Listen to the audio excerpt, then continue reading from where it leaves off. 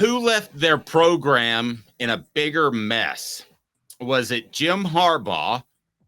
Was it Pete Carroll at Southern California? Harbaugh has left to be the head coach of the LA Chargers, for those that didn't know. Or was it Lane Kiffin, who left Tennessee after a year? They all have some unique traits to them. Maybe the one common theme is all three of the coaches were cheating at their original job. But I'll ask you that question. And again, it's brought to you by our friends at Apex Apparel. They do just everything, not just clothes. Design, brand, market your way. 15% off. It's right down below. You go to yourapexapparel.com or call Tyler, 865-919-3001. Giveaways, uniforms for your business, spirit wear, 865-919-3001, or click on yourapexapparel.com. I'm going to go first, which I rarely do.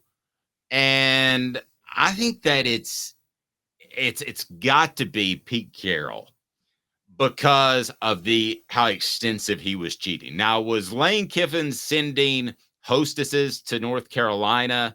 Yes, he was. And that was going to be an issue. And Tennessee was worried about the NCAA. But you're talking about a whole different level in which Pete Carroll provided Reggie Bush with like a $300,000 house, which at the time was an expensive house, even in the LA area.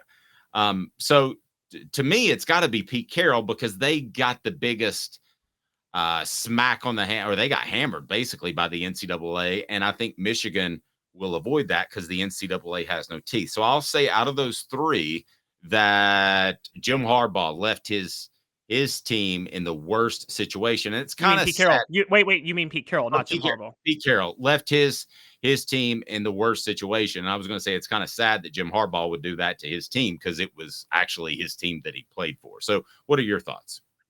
So I think you and I might actually both agree, funny enough, with Jim Harbaugh leaving, just to get this out of the way. Given the situation of the NCAA today, he's the one who left his program in the least bad shape because they're not going to get that serious of a punishment. Would you agree with that, Dave? They're going to keep their national championship. They're not going to get that serious of a punishment, and they're going to be rolling. So Michigan fans will be grateful to Jim Harbaugh because he got them a national championship and kept the program rolling. Yeah, and I think you're usually fine with that. Are you fine with going into the doldrums for a couple of years because you win a championship? I think most Tennessee fans and most fans that aren't Alabama or Georgia fans would say, we'll take an NCAA investigation even if Michigan does get hit after Harbaugh leaves. And I think they will to some extent. You still got that national championship ring on your hand, right? Yeah, as long as you can keep the ring and as long as you don't go on probation, you're fine. So I'm going to split the baby here for a second, which is that I think Pete Carroll left the USC job in a more undesirable position than any of the three coaches we're talking about. So Lane Kiffin taking over for Pete Carroll took over the most undesirable situation. And here's why that is. Lane Kiffin took over for USC. They get hammered with probation, lose scholarships. And you know this, Dave. The expectations were for Lane Kiffin to just continue what Pete Carroll was doing, weren't they? Yes, the whole time. Yeah, which was super unfair. I'm going to say still it's Lane Kiffin at Tennessee, though, because it's not just the NCAA investigation, which was bad enough. It was the attrition. And there was three layers to Lane Kiffin's attrition, by the way, that I know y'all think I'm a Dooley defender, but I'm just going to say what he left Dooley real quick. It was a team that had gone 5-7 and 7-6 the previous 2 years. Lane Kiffin, as you know, Dave, you covered this. He kicked off half of Fulmer's roster when he got there because he wanted to make room for his recruits, didn't he? Yes.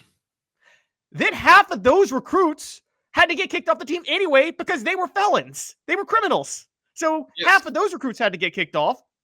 Then on top of that, he took a lot of recruits that he was targeting for Tennessee with him to USC, which hurt Tennessee's class in 2010. So there was three levels that really wrecked the Tennessee, and that doesn't even include the NCAA investigation they were under at the time. Oh, and by the way, when Derek Dooley took over, Tennessee was about to be the SEC was about to be in its deepest in history because this was when Bobby Petrino was rolling at Arkansas and Les Miles was rolling at LSU. Urban Meyer still had it going in Florida, and Georgia was about to have a renaissance under Mark Richt. So I think Lane Kiffin left the biggest mess, even though Tennessee didn't go on probation, because I think Derek Dooley had a I'm going to be honest. That 2010 roster, you can call me crazy, Dave. I don't think that 2010 roster was capable of 8 wins playing in the ACC that year. That was a bad football team. So if you have Kiffin number 1, and that's probably the right answer now that I think about it, because you have 2 churns of a recruiting class, both before he came and after. So that's probably the right one. And that's pretty much unheard of to leave after a year. But if you were to make an argument for one of the others, would it be Carroll that's right behind, or would it be Harbaugh? Because you have a situation in which you have players that are able to transfer and you have NIL. So it's a different setup than when Pete Carroll left. He left and was out the door, wasn't going to suffer any of the punishment Southern California did. That's going to be the same for Harbaugh, but I would think just in terms of his departure alone, no matter what the NCAA does, that they're going to lose as many or more players than Southern California did when Pete Carroll left, right? Yeah, but what we're learning now, and we're learning this pretty quickly, and we should have learned this 15 years ago. You can suffer one bad recruiting class, and you can suffer a transition recruiting class as long as it's only one. If it's only one, you can overcome it. You can't overcome back to back like Tennessee did, but you can overcome one.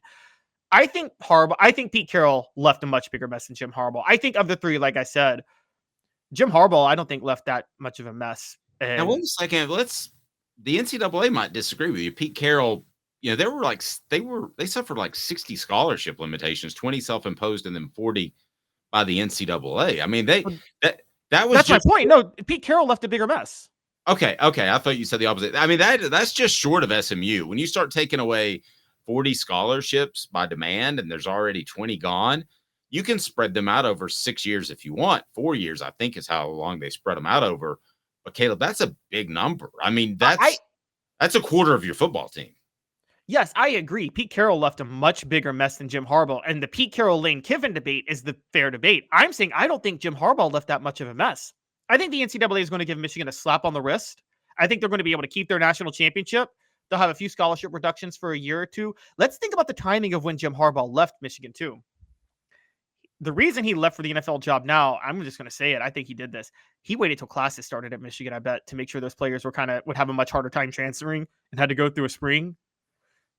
And I don't think you and I discussed that. I don't think he would do that to look out for his school because I think he's a me guy. And I think the reason that he drug his feet a little bit is that he wasn't sure he would get an NFL job, but he wanted to get the right NFL job. And I think he did that with Justin Herbert being a young quarterback. So I disagree with you a little bit on that. I think that he had his contract extended out to February the 15th because the buyout was more significant if somebody came and hired him away. So I don't know, but if he did that, he's a dastardly no good bleepity bleep because listen, you can go get rich, you can leave as a coach, but if you waited for those guys to enroll so that the University of Michigan, who you've treated basically like trash and they've treated you like trash, and you put 18-year-olds' futures on the line, that to me is distasteful, Caleb. You?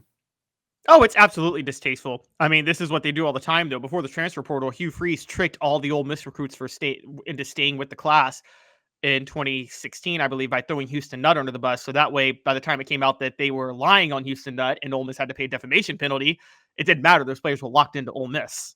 So, we've seen that before. So I even though if they transfer, though, I'm at the level of, to wrap this up, I think Michigan will actually be okay. Largely because also, let's just call it what it is. I think Ohio State is about to be on fire. So I think that because of that, I think they'll be okay. And I don't think Penn State will ever have the talent. As long as they hire a competent coach, I think they can continue to win at a high level.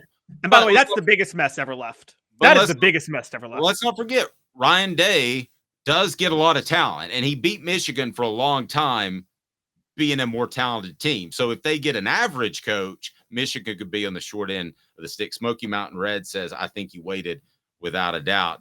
I think he was playing it for himself. I don't think he was playing it for the University of Michigan, and his history would suggest as much.